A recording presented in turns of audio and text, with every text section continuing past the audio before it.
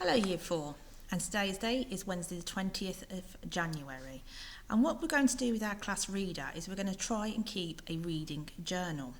So our class reader, Fintan the Fedora, the World's Worst Explorer, by Clive Goddard.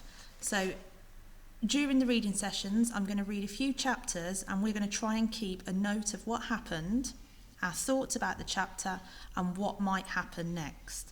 Now we're going to need somewhere where we can keep all this information together. So you might want to use the back of an exercise book if you've got one at home. Or if you've got some separate pieces of paper, you could kind of make a little booklet with to keep all that information together. Okay, because there's going to be 31 chapters in total, plus a prologue to keep notes on. Okay, now what I thought might be a good idea is each time we listen to the chapters, we keep a kind of chart. So down the side, chapter. So our first chapter that we're going to read is the prologue, and then a summary of what we learn. So what happens in the chapter, just a brief summary, and then a column that are your thoughts or any questions or predictions that you think might happen, okay, in the next chapter or next chapters. Okay, so I'm going to start by, if you can pause it at any time to make notes, to write things down and then restart the video. Okay, that's not a problem. So we're going to start with the prologue. So I'm going to read it through, and then, as I say, you need to try and work out what happens in that chapter, in the prologue, and what are your thoughts or predictions. Now, first of all, actually, before we start, a prologue, quite often stories have a prologue at the beginning. Now, this is to give us extra information about the main character. Okay, the main character in the story we're often introduced to, and we get a bit of background information about them. So it's likely we're going to learn something about the main character in the book, which I'm assuming from the title of the book is Fintan Fedora. Okay, so if you want to pause so you can make your headings and your notes, and then unpause and listen to the chapter. Okay? Okay, so Fintan Fedora, the World's Worst Explorer. Prologue.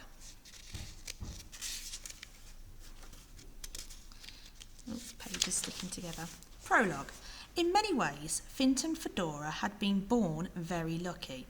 He had a friendly personality, a rich family, a nice house, and was the only boy at his school with a personal butler and an endless supply of cakes and biscuits. In other ways, however, Fintan was less lucky. He was a walking disaster area. He was appallingly clumsy and accident-prone.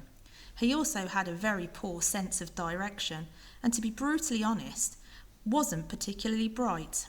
His father had once described him as having the brains of a damp sock, an old, worn-out damp sock at that.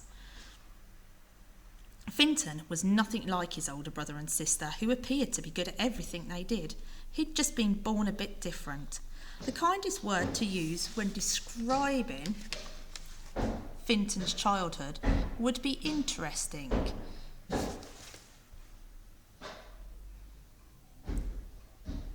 The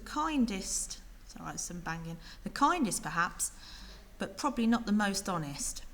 Disastrous would be a better word. His nursery school had been forced to close down not long after he joined, when he somehow managed to fill it with wasps. No one ever worked out how Fintan had done this, but it had something to do with several jars of jam and a very large water pistol. Fintan had later been thrown out of 2 other schools after unfortunate incidents involving a flooded gymnasium and a few collapsed ceilings. At 12, he had failed all his exams, not because he hadn't studied, but because he never managed to find his way to the examination hall. At his last attempt, he had ended up in the school kitchen and accidentally locked himself in a larder for the weekend. If it hadn't been for Gribley, the family butler, looking after Fintan all these years, things might have turned out even worse. It had been Gribbly who disposed of the unexploded bomb that Finton found in a field and brought home to show his mother. It was Gribbly who managed to get all the tigers back into their cage after that dreadful day out at the zoo. It was entirely thanks to Gribbly saving them from many, many disasters that Finton had survived to the age of 14 at all. In short, Finton was a lot of work.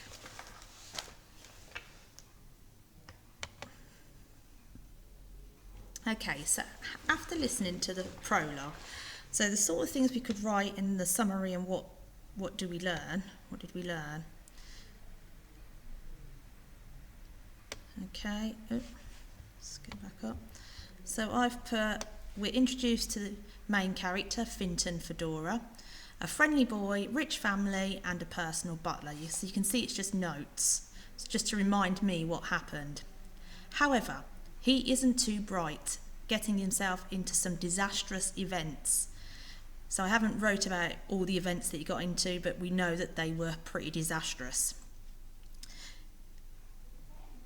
That should be it. It was entirely thanks to his butler that Gribbly, I should have a comma there actually, that sentence doesn't quite make sense. So it was entirely thanks to his butler, Gribbly, that he had survived to 14. Okay, so he was 14, and it was his butler that seemed to look after him and got him out of these scrapes somehow. Okay, so there's some notes, obviously little mistakes there, but they're my notes. And then my thoughts, questions and predictions. I thought, well, will he learn from all of his mistakes? Will he go on an adventure? Because the story is called Finton Fedora, the World's Worst Explorer. So from the cover that we looked at on Monday, is he going to go on some kind of adventure? What will happen to him when he goes exploring? Obviously, he's very accident prone.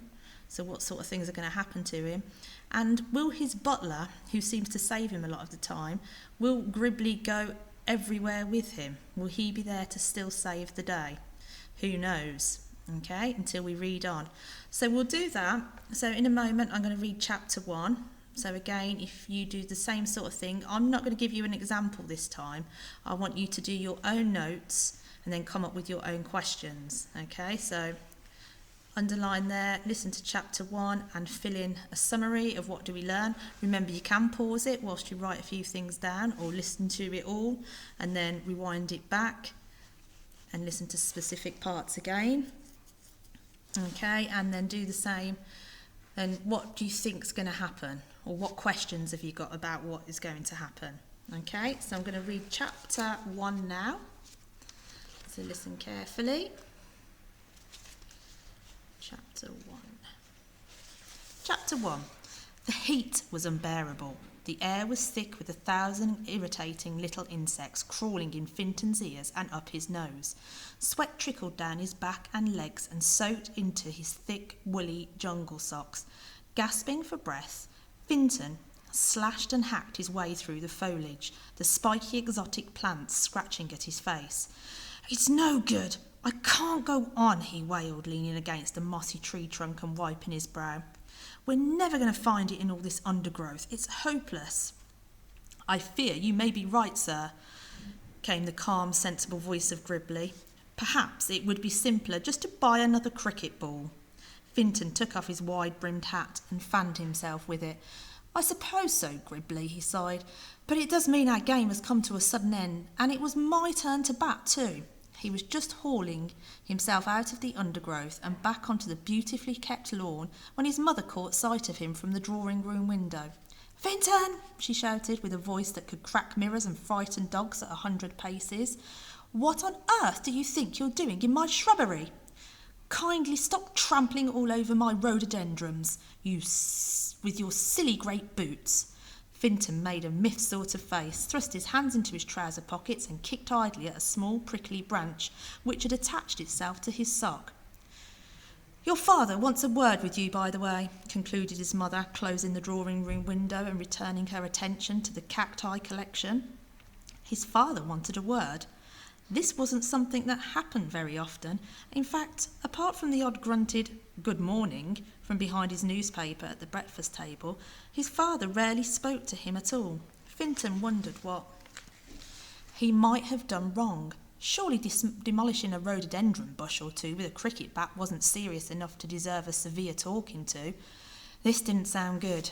Finton's older sister, Felicity, and his older brother, Flavian, were lounging in deck chairs on the lawn. There was nothing they enjoyed more than making fun of their accident-prone little brother, and this was a perfect opportunity to do so. "Oh dear, looks like the idiot boy's in trouble again," mocked Felicity loudly. "I wonder what he's broken this time."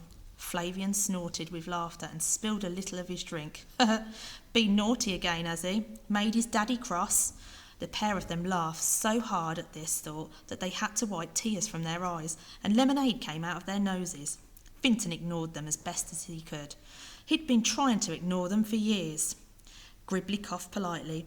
"Perhaps you should go and see what your father wants, sir," he suggested. "And it would be wise to wash your face and hands first. I will see to it that the cricket equipment is cleared away." After a quick splash in the wash basin, a slightly less grass-stained Finton knocked on his father's study door. "Come in," called a stern voice from within. Finton pulled hard on the door handle, but it failed to open. He gave it a good hard tug, followed by a series of short rattling tugs, none of which achieved anything apart from making a lot of annoying noise. "Push, you idiot," said his father, sounding exasperated already. Finton pushed with unnecessary force. He stumbled into the room like a drunk on roller skates, tripped over the rug and fell headfirst into a bookcase. "Sorry, Dad," he said, struggling to his feet and picking up some of the books from the floor. "I can never remember whether it's push or pull and—" Yes, interrupted his father, who had heard enough already. "Sit down, boy. I need to talk to you." Finton's father, Sir Filbert Fedora, was a formidable character. He was a large, old-fashioned-looking man with a ruddy face and a grey moustache the size of a fat squirrel. He had made his fortune in cakes. To be precise, he was founder and chief executive of the Fedora Fancy Food Company, purveyors of fine cakes and biscuits. A huge portrait of him proudly holding a grand lemon tart assortment hung on the mahogany-panelled wall behind him. Finton sat in the squeaky red leather chair he was offered and peered nervously at his father across the enormous desk. Sir Filbert coughed into his hand, preparing to say something a little awkward. "As you know, son, I'm not as young as I used to be." "Well, obviously you're not, father. No one gets younger, do they? That would be—" "Will you please not interrupt me?" snapped his father. "Just listen. I'm getting to the age now where I'm considering retirement. Running the Fedora Fancy Food Company is too much work at my age, which is why I need to have this little chat with you." Finton's eyebrows leapt up. He knew where this was leading. "No need to worry, father," he announced confidently. "The business will be safe in my hands. You can trust me." Sir Filbert coughed again, stood up and began to pace around the room with his hands clasped behind his back. I'm afraid you misunderstand me, Finton. The problem is that we can't trust you." Finton's face fell and was replaced with a look similar to that of a small puppy who had just been told off for weeing on the carpet. "I'm sorry, son. It's just that your mother and I have been talking and we think once you've finished school, your talents would be better suited to other areas. Leisure interests, for instance. I'm sure your brother and sister can manage the business perfectly well without you." The last bit of news came as no surprise to Finton. His goody-goody siblings, Felicity and Flavian, could do no wrong. They'd had always been more popular, more successful, and, well, more everything. This was terrible. It wasn't fair. It was unjust. "But you can trust me," he protested. "I'd be really good at running the business." His father stopped pacing and looked sternly at him. "Really?" he said, staring straight into Finton's puppy dog eyes. "We can't trust you, can we? What about the time we got you that hamster?" "That wasn't my fault," pleaded Finton. "It got in the vacuum cleaner all on its own." "Maybe so, but you didn't have to try and get it out by turning the machine to blow. The mess took nearly a week to clean up. And what about the time we trusted you to organise that barbecue? Your mother was furious. Those 3 fire engines turned up. They ruined the lawn." Finton pulled a hurt face. That wasn't my fault either. How was I to know that red bucket had petrol in it? Sir Filbert raised a hand, as if to say there was no point in arguing about it. That's enough, he said. I'm afraid I've made my decision. Sorry, son, you'll just have to find something else to do with your future. Finton returned to his room, sat miserably on his bed and fumed. He'd show his father he wasn't useless. Okay, so if you make your notes in the summary, what did we learn in that chapter? We learnt a lot, didn't we? We learnt how his brother and sister treat him. We learnt how his dad can't trust him to run the business. Okay, there's some ideas there for you. And then what are your thoughts and questions and predictions? What do you think's going to happen? Okay. So if you write those down and then if you take a picture of your work, you can upload that to Class Dojo. And then for our next reading session, we'll do the same again with another few chapters. It might be 2 chapters, it might be 3 chapters. Okay, but I'll make sure that I've got the chapters that we're doing written at the side. Okay, right, there's a lot of banging and crashing going outside the classroom. Typical when I'm on to record. Anyway, see you soon.